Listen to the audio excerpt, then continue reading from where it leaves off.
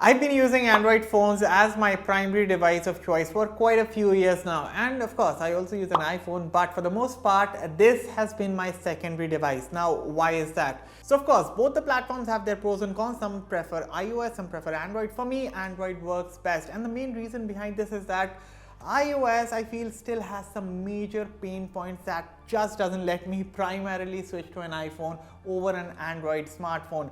What are those reasons? I'm going to talk about all of that in this video.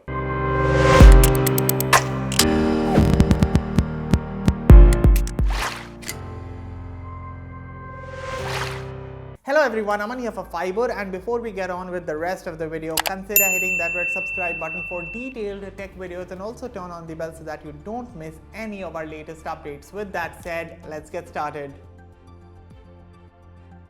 A phone's primary use is to make calls, and modern day smartphones these days, they come with a host of features that take call management onto that next level. But I still feel that there's a lot of scope for improvement when it comes to managing calls on an iPhone. For instance, the iPhone has a call log, but it is only limited to storing the last 100 calls, including the calls from your social media apps such as WhatsApp or even apps like Google Meet and Zoom. Now, I'm not saying Android is the best here, but at least the limit to your call history is 500, and this is only for cellular calls. For any other call log such as WhatsApp or for Zoom calls, you have to go to the respective apps. Other than this, the iPhone does not have an inbuilt call recorder. Of course, privacy is one of the reasons behind all of this, and anyway, there are still workarounds to record calls on iPhones using other methods. However, having a native call recorder like many other Android phones do would have worked wonders on an iPhone. Lastly, one of the smallest yet very important omissions in iOS's dialer is that it doesn't have a T9 dialer. Android has had this feature for more than a decade, but why do we still not have it on an iPhone? Nobody knows. It's like on Android, if I want to make a call to Manmeet, I will have to simply dial 62663338 and you make the call, easy as that. On an iPhone, if I haven't saved Manmeet's number in my favorites, then I'll have to open the contacts card first, then search for his name, then open the contact and then make the call finally. Why the extra step when things can be easier?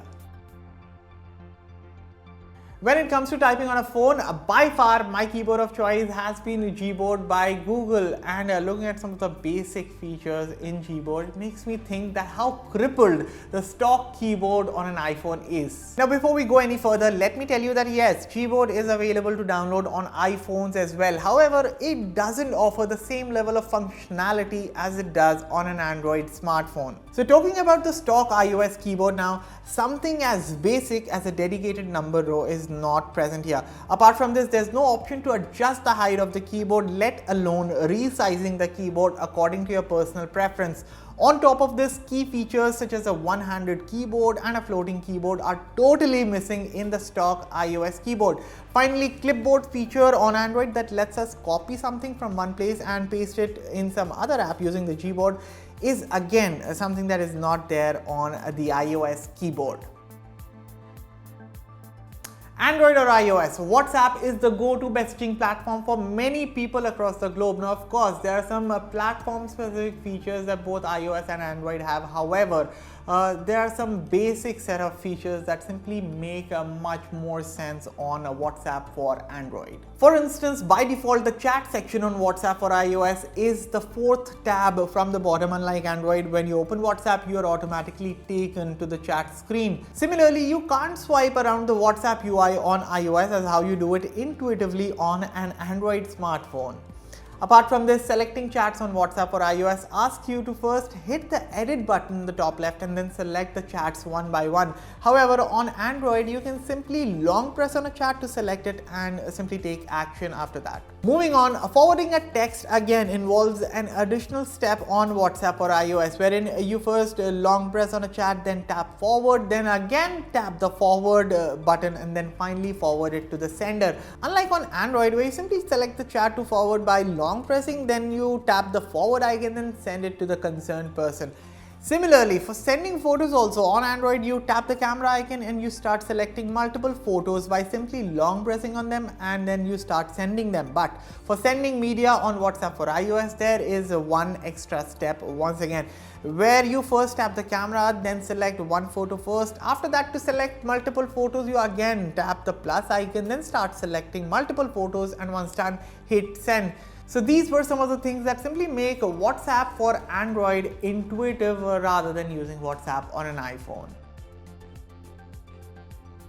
Picture-in-picture mode, or better known as PIP mode, allows users to multitask with one app in a small window floating over another app on a full screen. Of course, the best example for PIP mode usage is for watching YouTube videos, and the feature works on both Android and iOS device. However, if you've ever used an Android smartphone, you will understand my sentiment when I say that PIP mode simply works much better on an Android phone, and I'm not just talking about watching videos but also for taking video calls. As of right now, you can only do picture-in-picture video calling on iPhone while using FaceTime, which is Apple's native internet-based calling service for its ecosystem.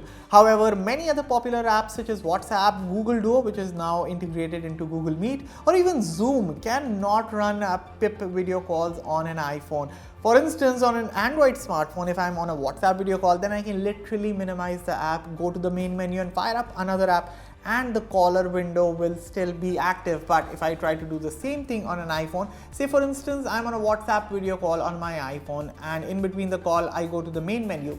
In this case, instead of the call switching to picture-in-picture mode, the video turns off unless and until you fire up WhatsApp again.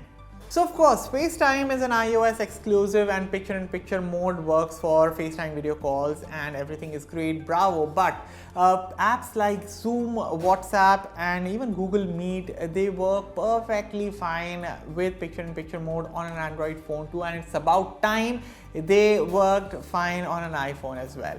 And these are my 5 reasons, or say the 5 pain points that I feel because of which why an iPhone is not my primary phone and why an Android phone is my device of choice. But do you agree with me or not? Let me know your thoughts in the comments below, and as always, for all the latest in tech, stay tuned to Fiiber. I'll catch you all in a fresh new video, and till then, take care of yourself. Thank you for watching.